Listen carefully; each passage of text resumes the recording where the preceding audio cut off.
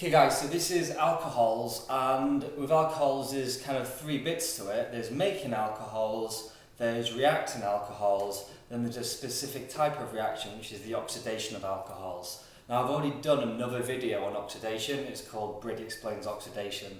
So I'm not going to explain that here. If you want to learn about that, then watch my video on that. What I'm going to talk about here is how to make alcohols two ways: fermentation and hydration of an alkene, of ethene, if you want to make ethanol, and then we'll also talk about one of the reactions of alcohols, which is esterification.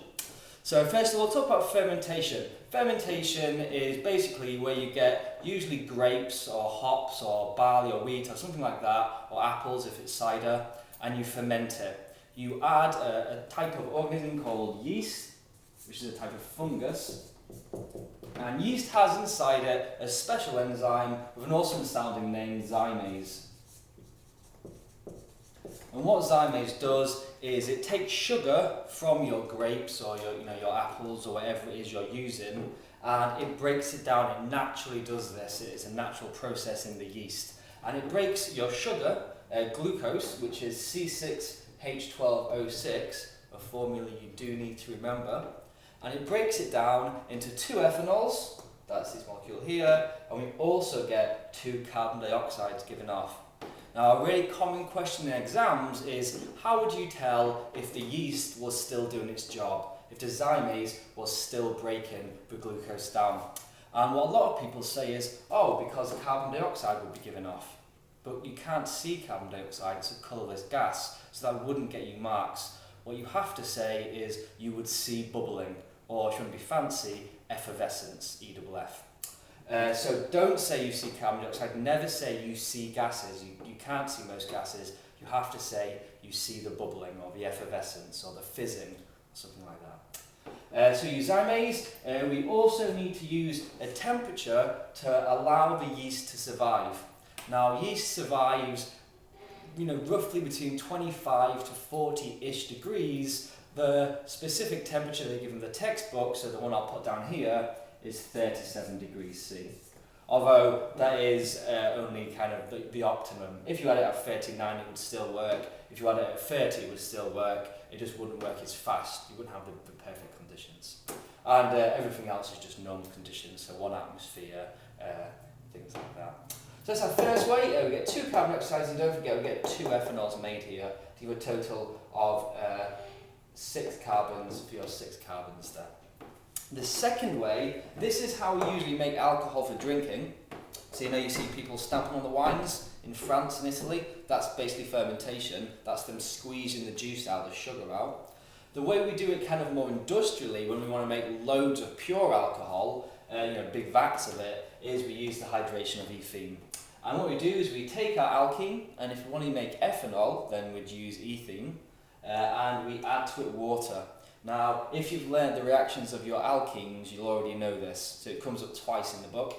And all that happens is, to simplify, we break the double bond, we add a hydrogen onto one carbon and the OH onto the other carbon.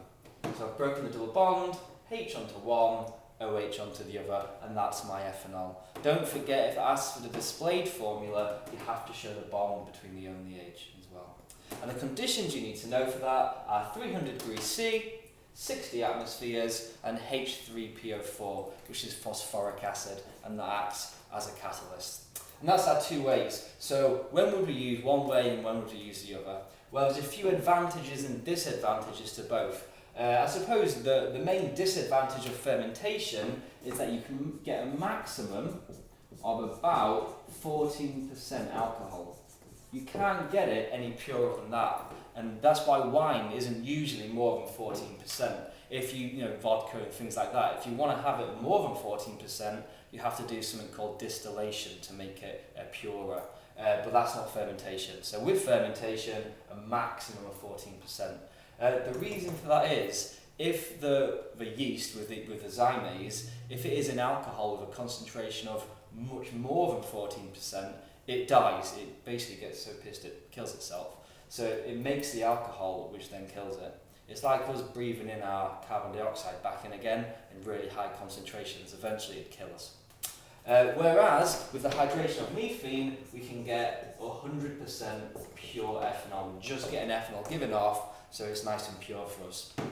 Problem is, as our reagent, we use ethene, which mainly comes from crude oil. And as I'm sure you know, because we go on about this all the time, crude oil is running out. There's not much left. In 50 years, it'll probably all be gone, and that is a problem. So this uses non-renewable reagents, reactants, whereas sugar, we can grow that, in anything, in apples and wheat and barley and all these different places. So this is uses renewable reagents.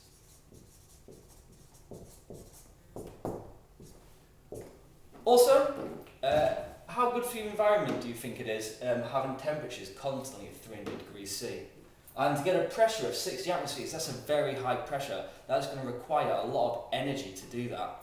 So in terms of for the environment, these high temperatures and pressures are very, very bad. Whereas just sticking some yeast in, and in Italy and France, where you usually make wine, this is the temperature roughly anyway. So this is good for the environment as it's energy efficient.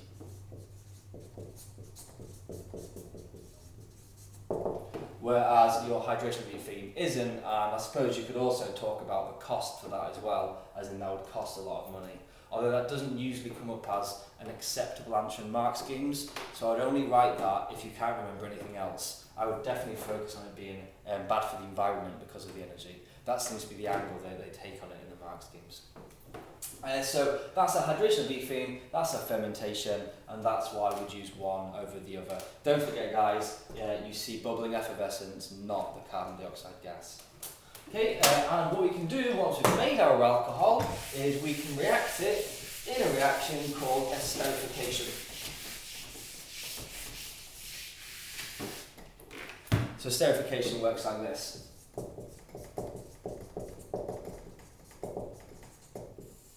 We take our alcohol, and let's say we've got ethanol from before.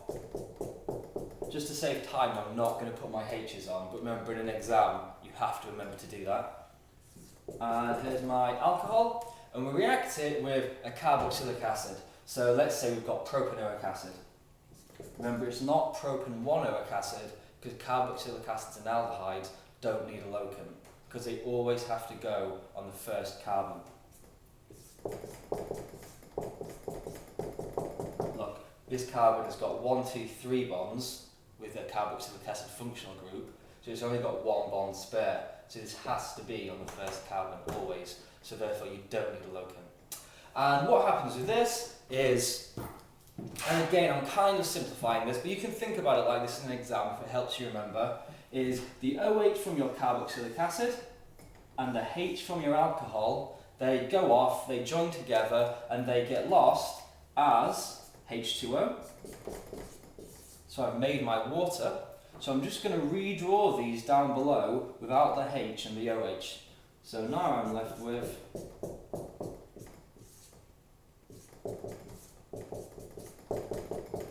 that. My oxygen needs 2 bonds, it only has 1. My carbon needs 4 bonds, it only has 3. So they join together. So your ester, which is what we've made here, functional group is this here. It's a carbon bonded to an oxygen, bonded to another carbon. So your oxygen's inside the chain. We've also got a double bonded oxygen on a carbon next to the oxygen inside the chain. Okay? Now if they started with an ester, so they gave you an ester, the way you tell which of these sides started as a carboxylic acid is by looking for the side with the double bonded oxygen on. The side with the double bonded oxygen must have started as a carboxylic acid. And it's important you can figure that out because you'll need to name your esters sometimes. And esters, like people, have 2 parts to their name. My name's Brady Smith. So if I was to write my name, I would not write it like this. I wouldn't write it like that, would I? I would leave a space between my first and second name, and I would write it like that.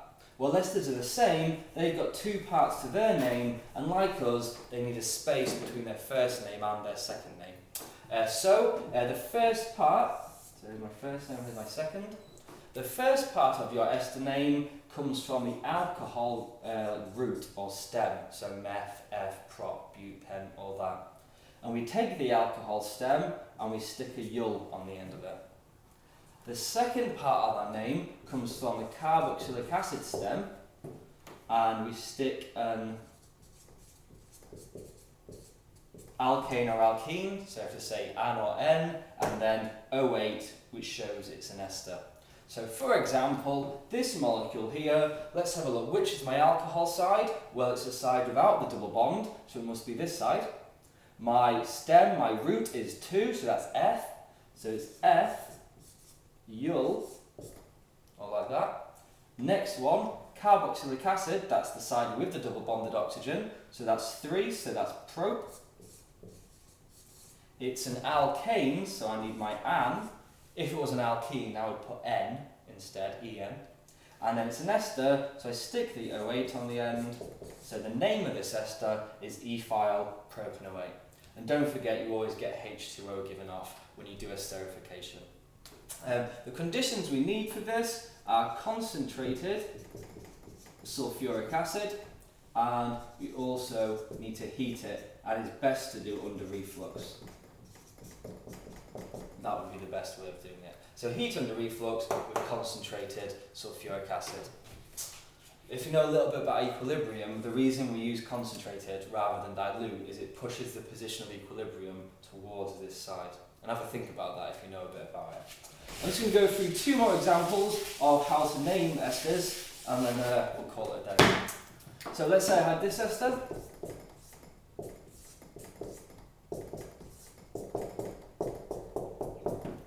So I've got 2 parts to its name. The first part is my alcohol. Well, the alcohol is the side without the double bond, so that's not always on the left, sometimes it's on the right, like here. So that's my 1, so that's meth. Stick a yul, methyl. My carboxylic acid side with the double bond has got 3 carbons, so that's prop. It's an alkane, so an, and then because it's an ester, O8, methyl propanoate.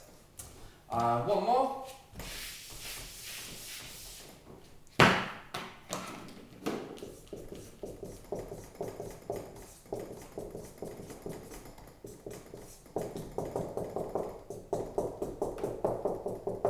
Okay, so this one, again, 2 parts to its name.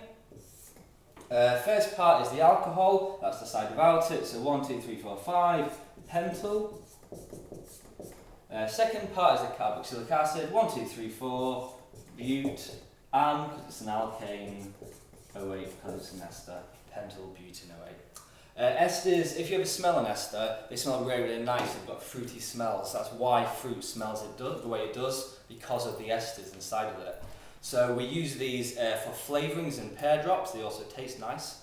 For smells and perfume, we can also use them for solvents and for in glue and adhesives. So glue, solvents, the smell in perfume, and flavourings in sweets like pear drops. If you ever taste a pear drop, it tastes really, really lush. That's because of all the esters inside of it. And that's alcohols.